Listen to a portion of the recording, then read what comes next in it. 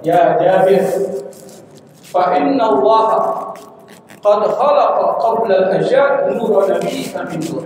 Wahai Jabir, sungguhnya Allah Subhanahu wa taala menciptakan pertama kali sebelum semuanya ini ada apa? Nur Nabi Muhammad sallallahu alaihi wasallam dari jahat.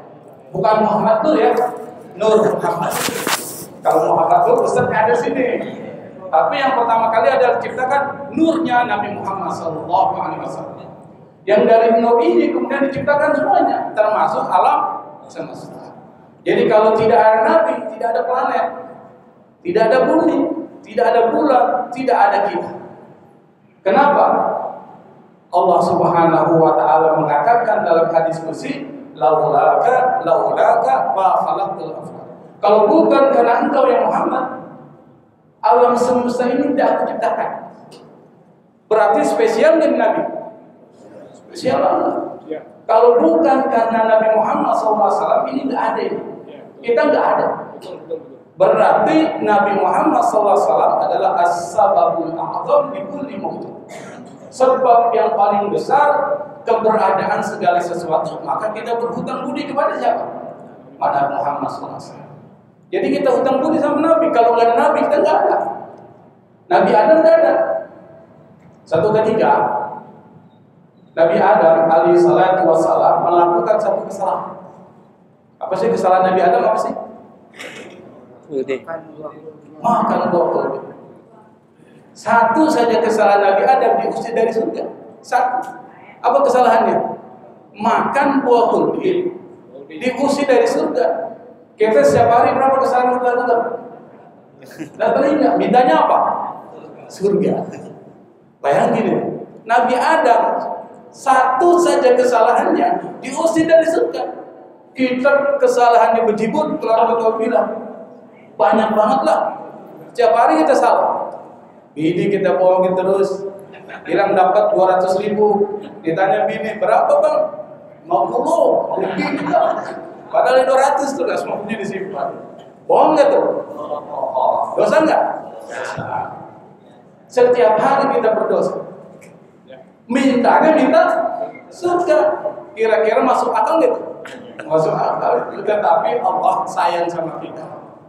Dengan rahmat dan kasih sayangnya, insya Allah kita akan masuk surga. Dengan mencintai Nabi Muhammad SAW, kita akan masuk. Jadi Nabi Adam itu melakukan kesalahan. Ketika melakukan kesalahan, dia bilang sama Allah, Ya Rabb, as'aluka bihaqqi Muhammadin lima ghafarta. Ya Allah, dengan keberadaan Muhammad, mengapa engkau mengampuni aku? Kata siapa? Nabi Adam kepada Allah. Allah tanya, ya Adam, kaifa arafta Muhammadan wa lam akhluqhu? Bagaimana kau tahu Muhammad? Saya belum ciptakan. Oh, Nabi Adam tidak tahu. Apa kata Nabi Adam? Ya Allah, pada saat engkau menciptakan aku, lalu engkau meniupkan kepadaku ruhmu, kepadaku, lalu aku angkat mukaku ke atas, aku lihat ala qawamil arsy maktuban la ilaha illallah Muhammad Rasulullah. Saya lihat di tiang-tiang aras itu tertulis kalimat la ilaha illallah Muhammad Rasulullah. Saya yakin pasti orang ini adalah makhluk yang paling engkau cintai. Enggak mungkin engkau akan menyandingkan nama dia dengan namamu. La ilaha illallah Muhammad Rasulullah. Apa kata Allah? Engkau benar ya Adam, sadaqta ya Adam. Fa innahu ahabbul khalqi ilayya. Bahwa Nabi Muhammad sallallahu alaihi wasallam adalah makhluk yang paling aku cintai. Maka kemudian Allah mengatakan, laula Muhammad ma khalaqtu. Kalau seandainya tidak ada Muhammad, kau tidak aku ciptakan. Tuh, bayangkan. Kalau tidak ada Muhammad, kata Allah, Nabi Adam tidak akan diciptakan. Lalu kemudian kata Allah, fad'u bihaqqi Muhammadin faqad ghafarta.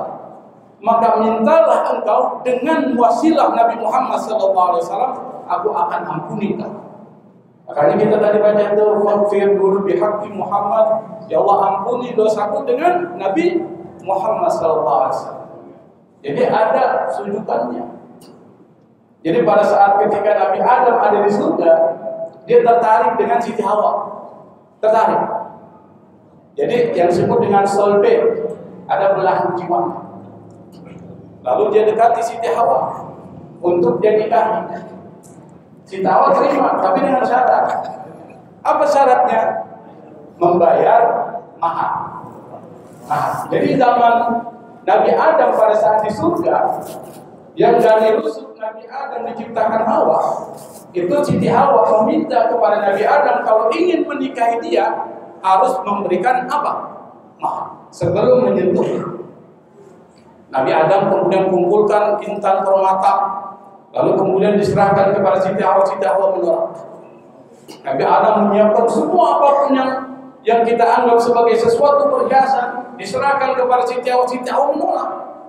Nabi Adam bingung nih. Ini Hawa maunya apa? Dia bingung. Dia lapor sama Allah, ya Allah, ini Siti Hawa saya sudah serahkan mahar yang saya kumpulkan dari surga, intan, emas dan permata. Siti Hawa tidak mau. Kalau perempuan sekarang gimana? Coba Bapak menjadikan mahar Bismillahirrahmanirrahim, mau nggak? Apa perempuan? Jadi nggak mau kan? Atau serahkan misalnya surat Ar-Rahman, mau nggak? Ada nggak perempuan mau? Kalau maharnya surat Ar-Rahman, tapi kalau maharnya intan, emas, permata, mau nggak? Mau. Siapa juga mau tuh? Siti Hawa nama. Nabi Adam tanya sama Allah, apa? Apa kata Allah? Berselawat kepada Rasulullah adalah mahar untuk Siti Hawa. Akhirnya Nabi Adam kemudian menyerahkan maharnya dalam bentuk salawat kepada Nabi Muhammad SAW. Pada Nabi Muhammad belum diciptakan. Luar biasa. Akhirnya Siti Hawa pun kemudian ikhlas dinikahkan oleh Nabi Adam dengan mahar salawat kepada Nabi Muhammad SAW. Kira-kira spesial dan Nabi ini? Spesial lah. Yang kedua, kita diperintahkan oleh Allah Subhanahu wa Ta'ala untuk meneladani Nabi Muhammad SAW. Kenapa? Karena spesial. Meneladani Nabi Muhammad SAW karena spesial Nabi ini. Kenapa spesial? Karena Nabi adalah seorang yang sudah pasti sukses dalam kehidupan dunia dan kehidupan akhirat. Ada nggak seorang yang sukses dunia dan akhiratnya selain Nabi Muhammad SAW? Tidak ada. Kita belum tentu sukses dunia, belum tentu sukses akhirat. Tapi Nabi Muhammad SAW dunianya sukses, akhiratnya sukses. Dan ini kemudian dijadikan oleh seorang penulis Barat, namanya Michael Hart. Dia nulis satu buku. Yang buku itu kalau diterjemahkan ke dalam bahasa Indonesia adalah 100 tokoh paling berpengaruh dalam sejarah. 100 most influential person in history. Kalau buku bahasa Inggris seperti itu. Dan Nabi Muhammad SAW itu diletakkan pada peringkat pertama. Sampai kemudian orang bertanya, padahal yang nulis orang Kristen, bukan orang Islam, orang Barat Kristen. Orang bertanya, alasan apa kau menempatkan Nabi Muhammad sebagai orang paling sukses dan berpengaruh pada peringkat pertama? Apa kata Michael Hart penulis buku itu? Di antara semua tokoh yang paling berpengaruh dan sukses dalam kehidupan dunia dan kehidupan agamanya adalah Nabi Muhammad. Itu diakui oleh penulis. Nah, makanya tidak heran Nabi harus jadi uswatun hasanah karena sukses. Bisa nggak Anda contoh saya? Nggak usah Anda contoh saya karena saya tidak sukses. Anda contoh tokoh-tokoh seperti si A, si B, si C di dunia ini, itu nggak sukses. Yang wajib kita teladani adalah Nabi Muhammad SAW karena dia sukses. Coba saya berikan contoh misal sebagai seorang hakim. Kalau hakim sekarang kan di Indonesia ini gampang disuap. Kasus yang baru terjadi kan itu contoh. Betul nggak? Mahkamah Konstitusi. Kita baru dengar tuh kan? Bagaimana kelihatannya ketidakadilan itu berjalan. Dan itu sudah dikatakan oleh banyak pengamat hukum. Tapi Nabi Muhammad SAW sebagai seorang pimpinan tertinggi dalam bidang hukum dan pemerintahan, sebagai seorang hakim, itu sukses dalam memutuskan perkara. Kenapa? Tidak satu pun dari masyarakat muslim yang komplain dengan putusan Nabi Muhammad SAW. Dan Nabi adil. Saya berikan contoh. Ada seorang melakukan tindak pidana yang orang ini punya keluarganya adalah orang terpandang dalam masyarakat Arab, bangsawan Arab. Ketika orang ini diputuskan hukuman potong tangan, keluarga dari pelaku tindak kriminal ini lalu kemudian datang kepada Nabi negosiasi, ya Muhammad, gimana kalau seandainya saya memberikan sesuatu kepada engkau supaya hukuman itu dikurangi? Apa kata Nabi? Lau anna Fatimah binta Muhammad sarqat la qata'tu yadaha. Kalau seandainya Fatimah binti Muhammad mencuri, pasti saya akan potong tangan. Anda tahu siapa Fatimah? Siapa Fatimah? Anak dari Nabi Muhammad yang paling dicintainya. Yang diantara semua anak-anak Nabi itu meninggal dan tersisa siapa? Fatimah. Tapi nggak mungkin Fatimah mencuri. Tapi Nabi membuat perumpamaan, seandainya Fatimah yang paling aku cintai mencuri, pasti akan saya potong tangan. Ini menandakan bahwa Nabi Muhammad SAW adalah seorang hakim yang adil. Maka kita kalau jadi hakim contoh Nabi, kalau jadi pedagang contoh Nabi. Nabi berdagang tidak pernah rugi, Pak. Mau tahu dagangnya Nabi? Hah? Ya Nabi kalau dagangnya begini. Ini saya beli barang ini sekian harganya. Silakan Anda beli dan mau melebihkan keuntungannya berapa? Nggak apa-apa. Coba Bapak kalau dagang di pasar Palmerah ini, saya beli 200.000. Silakan kalau beli tambahkan. Kira-kira ada mau nambahin nggak? Nggak ada. 200.000 tawar lagi. Ini Nabi, saya beli sekian, jujur dia. Dia jujur sekali. Saya beli harga sekian dari saudagarnya sekian, saya jual sekian, silakan. Kalau mau ditambahkan silakan. Tapi orang ketika melihat Nabi Muhammad SAW itu muncul rasa empati dan simpati. Ini orang kok jujur banget ini. Tidak ada orang pedagang seperti ini di zaman masyarakat Arab saat itu. Akhirnya keuntungannya ditambah. Orang kalau senang sama orang, kira-kira nambahin nggak? Ditambahin. Akhirnya Nabi setiap berdagang tidak pernah rugi sampai membuat siapa? Saudagar yang mempunyai barang yang dibawa oleh Nabi Muhammad SAW itu diperdagangkan, yang bernama Siti Khadijah, perempuan bangsawan Arab yang sangat cantik dan sangat kaya yang banyak ditaksir para laki-laki. Itu terjatuh hati kepada Nabi Muhammad SAW.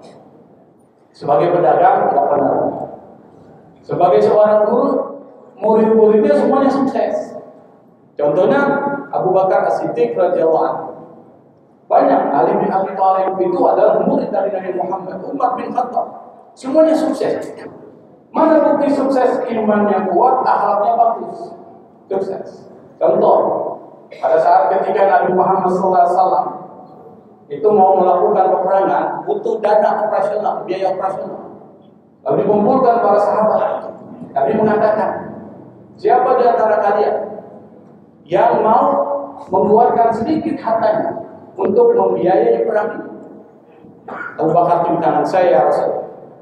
Saya serahkan dan sedekahkan semua harta saya untuk membiayai perang ini. Semua harta. Ada nggak lulusan dari perguruan tinggi, favorit sekaligus, yang mempunyai alumni yang mau menyerahkan semua hartanya untuk jalan Allah? Enggak. Abu Bakar As-Siddiq lulusan dari madrasah Nabi, dia membuatkan semua hartanya untuk membiayai perangan jalan Allah Subhanahu wa taala. Sampai Nabi Muhammad SAW bertanya, "Hal tarakta li ahlika syai'an ya Abu Bakr?" Apakah kau tinggalkan sedikit saja untuk keluarga? Apa yang Abu Bakar? "Taraktu lahum Allah wa Rasul." Aku tinggalkan buat mereka ya Rasul, Allah dan Rasul. Luar biasa. Jadi Nabi sebagai seorang mudarris, sebagai seorang guru itu sukses. Nah kalau saya pikir yang lain, hampir semua profesi Nabi itu sukses. Tidak ada satupun yang tidak sukses. Maka Nabi harus dijadikan teladan.